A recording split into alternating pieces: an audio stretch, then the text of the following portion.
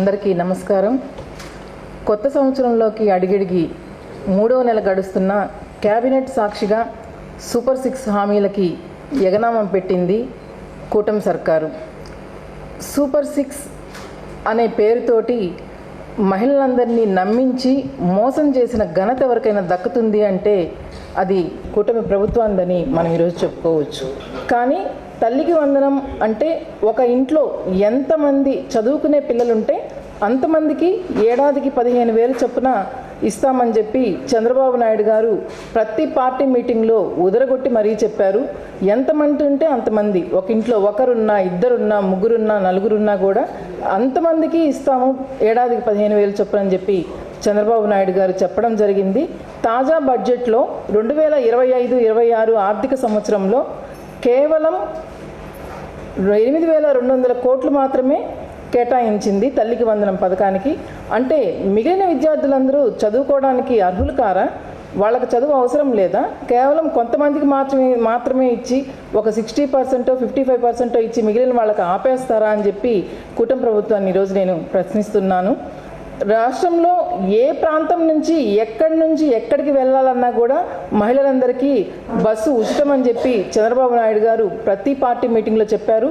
కానీ అసెంబ్లీలో వాళ్ళ మహిళా మంత్రి గారే తూచి మేము అలా చెప్పలేదు, ఏ జిల్లా మహిళ ఆ జిల్లా వరకే తిరగాలి, 10 నెలలు కావస్తుంది కూటమి ప్రభుత్వం ఏర్పడి, ఇంతవరకు మహిళలకు ఉచిత బస్సు అనే పథకాన్ని అయితే ఎక్కడ అమలు చేసే విధంగా వాళ్ళు ముందుకు అడుగులు వేయడం లేదు.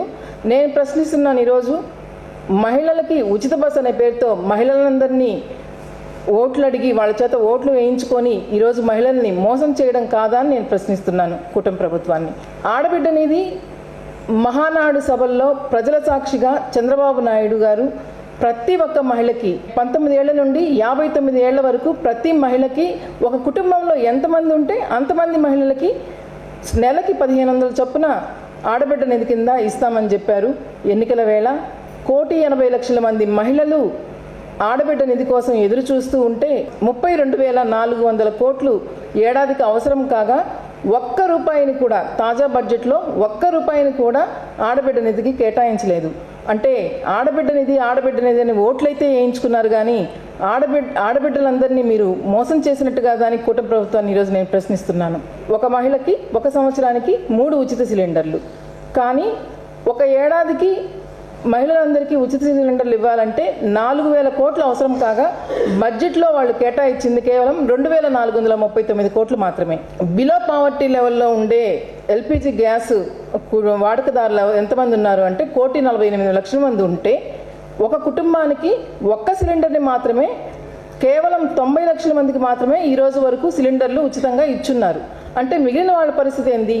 అలాగే 50 ఏళ్ళు నిండిన ప్రతి ఒక్క ఎస్సీ, ఎస్టీ, బీసీ మహిళలందరికీ పెన్షన్ ఇస్తామని చెప్పారు. ఈరోజు అది ఎక్కడ అమలుపరిచిన విధానంలో అయితే లేదు. అన్న, మీకెవరికైనా అన్నదమ్ములు, మా మీడియా మిత్రులందరినీ అడుగుతున్నాను, మీ ఇళ్లలో ఎవరికైనా ఈ హామీలు కానీ లేకపోతే ఈ రుణాలు కానీ వచ్చాయా? ఏమ్మా, మీకందరికి ఎవరికన్నా వచ్చాయా? అర్హులైన మహిళలందరికీ ఎవరికన్నా వచ్చాయా? మీకు తెలిసిన వాళ్ళకి ఎవరికన్నా వచ్చాయా? ఎవ్వరికి కనుచూపు మేరలో రాష్ట్రంలో, జిల్లాలో ఎక్కడ అడిగినా కూడా ఎవ్వరికి పథకాలు రాలేదనే చెప్తున్నారు. ఆ తర్వాత వాలంటీర్స్ విషయానికి వస్తే, వాలంటీర్స్ అయితే 5,000 నుంచి 10,000 జీతం పెంచమని వాళ్ళెవరూ ఎప్పుడు అడగలేదు, వాళ్ళని కొనసాగించమని అడిగారు. వాళ్ళు ఏం చెప్పారు? నిమ్మల రామానాయుడు గారు అనుకుంటాను, ఆయన ఏం చెప్పారంటే ఎన్నికల వేళ, అయ్యా మీరందరూ నిరభ్యంతరంగా పనిచేయండి, మిమ్మల్ని వాలంటీర్ వ్యవస్థని కొనసాగించడమే కాకుండా 5,000 నుంచి రెట్టింపు చేస్తాం, అంటే 10,000 ఇస్తామని భవిష్యత్తు చెప్పారు. కానీ ఈరోజు ఏం మాట్లాడుతున్నారు? అసలు వాలంటీర్ వ్యవస్థే లేదు, లేని వ్యవస్థకు మేము ఎక్కడ జీతాలు ఇస్తామని చెప్పి కూటమి ప్రభుత్వం మాట్లాడుతుంది. వాలంటీర్ వ్యవస్థే లేనప్పుడు విజయవాడలో వరదలు వస్తే మీరందరూ ఎందుకు వాలంటీర్స్ చేత పనులు చేయించుకున్నారయ్యా? ఆశా వర్కర్లు ఎంతో అంకిత భావంతో పనిచేస్తారు. వాళ్ళు రిమోట్ ఏరియాలలో, పల్లెల్లో, మారుమూల గ్రామాలలో నిరక్షరాస్యత ఉంటుంది. ఏ కుటుంబంలోనూ మహిళలు చదువుకొని ఉండరు ఎక్కువ భాగం.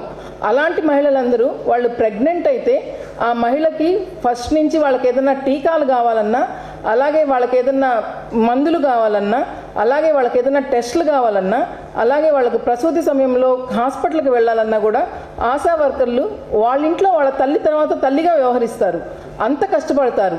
అలాంటి వాళ్ళకి హామీలు ఇచ్చి మొండి చేయి చూపించింది కూటమి ప్రభుత్వం.